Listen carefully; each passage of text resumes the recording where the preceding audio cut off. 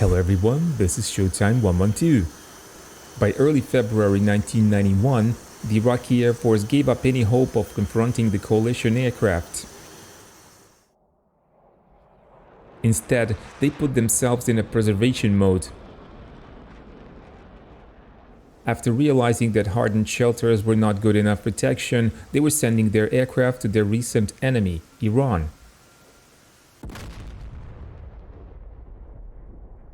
On the other hand, F-15s were no longer tied to specific strike packages and they began to roam Iraqi airspace freely for maximum flexibility. On February the 6th, a flight of 4 Eagles from 53rd Tactical Fighter Squadron was on their Capt station in eastern Iraq near Iranian border.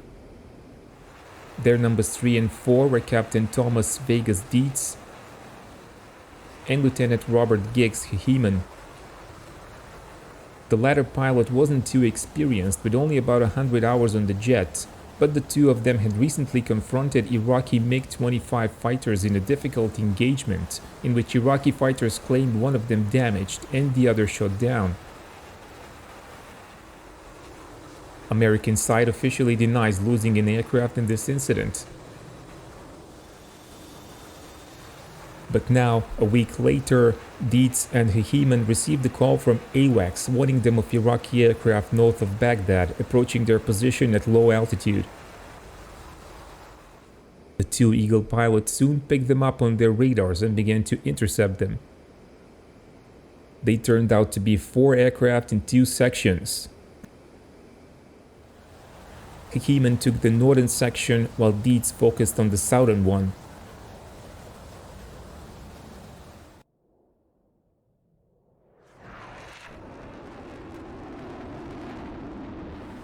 They started to descend from 35,000 feet from 50 miles away and went through a cloud deck. AWACS gave them clearance to fire, and the enemy aircraft turned out to be 2 Su-25s and 2 MiG-21s.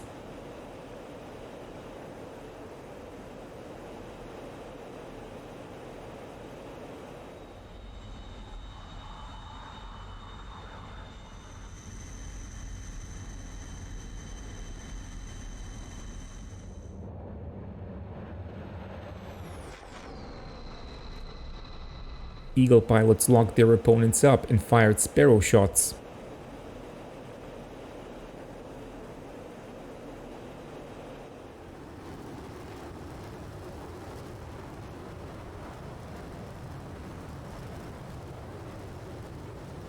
Dietz remembers getting a tally on 2 fighters in a very close formation, maybe 100 feet apart. He didn't know what happened to his Sparrow missile, but it was obvious it wouldn't hit, so he launched a Sidewinder at each fighter from within 2 miles.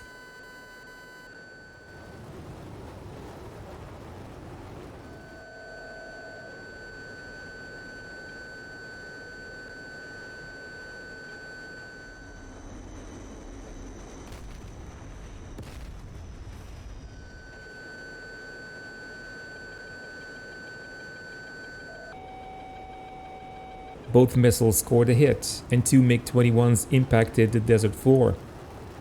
Captain Dietz didn't observe any parachutes. He then thought how it all seemed too easy, and as he looked to the left, he spotted the jet close to him and with its nose pointed at him. It could have easily shot his guns at Dietz's F-15. But he then noticed that the airplane was on fire and missing the canopy. This was a Su-25 that his wingman Gigs Hehemann had just shot.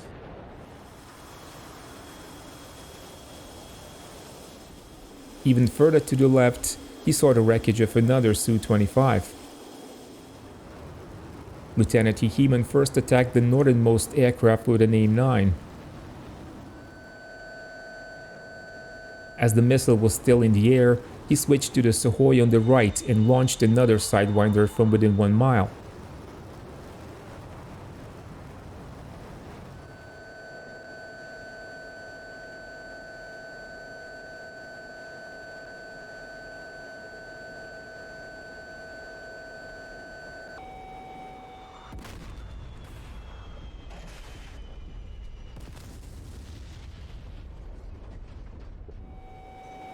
As he was about to attack the third airplane, it was hit by a missile from Captain Dietz.